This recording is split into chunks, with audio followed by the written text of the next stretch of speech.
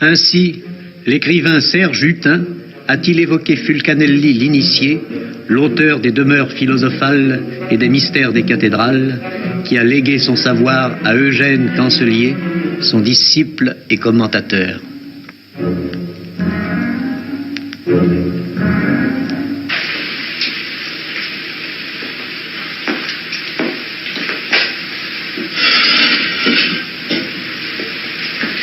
Monsieur Eugène Cancelier, vous êtes un alchimiste.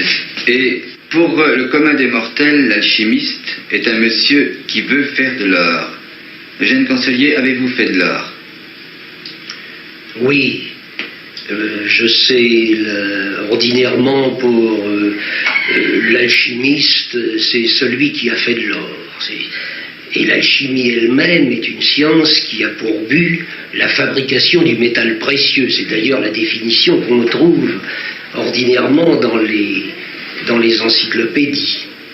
Pour ma part, comme je l'ai dit dans mon livre, Alchimie, j'en ai fait de l'or, oui, en suivant une méthode spagyrique, non pas par l'élaboration philosophale elle-même, non, mais par un procédé dit particulier, comme il y en a tant, il y en a beaucoup dans les vieux traités, que j'ai emprunté à Blaise de Vigenère, dans son traité du feu et du sel. Est-ce rentable? Non, ça n'est pas rentable, car au demeurant, le but de l'alchimie, c'est toujours plus de pureté. Il y a une définition de l'alchimie qui est excellente et qui est celle que donne Martin Rulland dans son dictionnaire d'alchimie.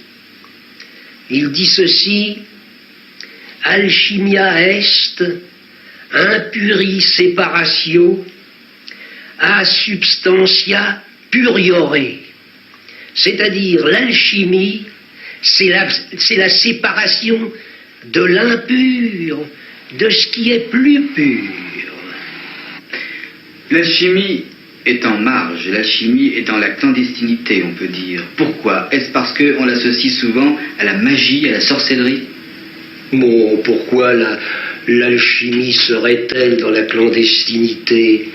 Et à notre époque surtout, il n'est pas que je sache qu'on n'ait jamais poursuivi un alchimiste, à moins évidemment qu'il ne se livre à la fraude, à l'escroquerie. Mais l'alchimiste, de par sa philosophie même, ne peut pas être ni un faussaire, et encore moins un escroc. Alors, quelle est la place de l'alchimie dans le monde moderne?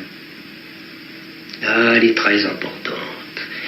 Elle est d'autant plus importante que je crois que, non pas sa résurrection, parce qu'elle était toujours, mais la faveur qu'elle connaît de nouveau obéit à un courant cosmique que les anciens avaient bien perçu, à savoir ces universaux.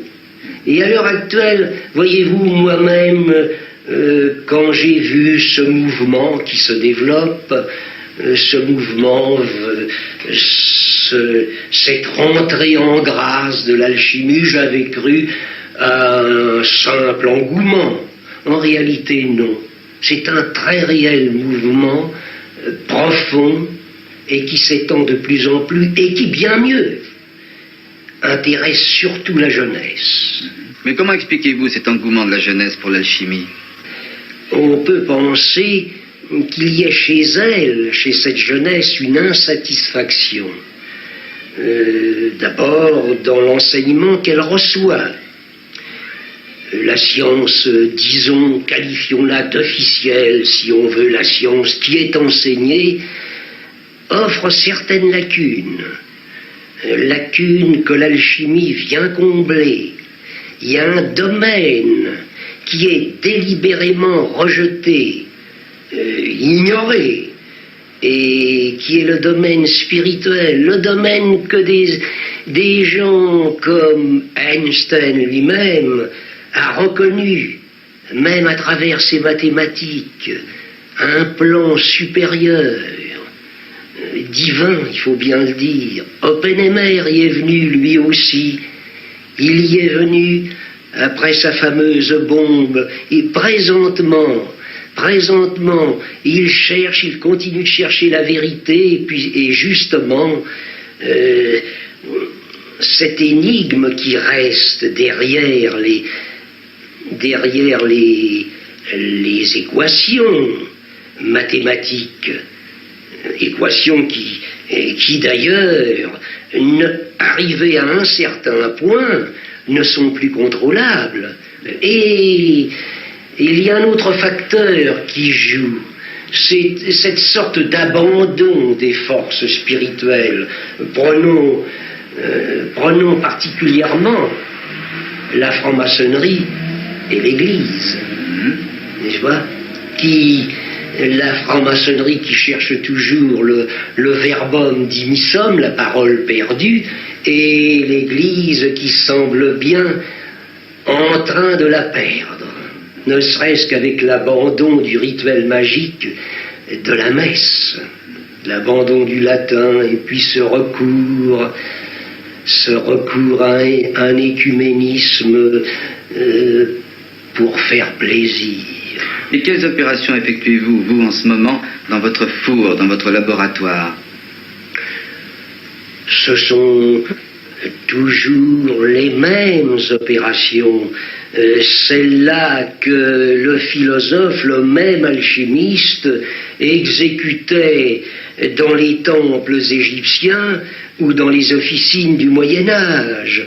L'alchimie est immuable. Sur un plan pratique, qu'est-ce que l'alchimie peut apporter au monde moderne? Elle apportera au monde moderne l'équilibre qui lui manque.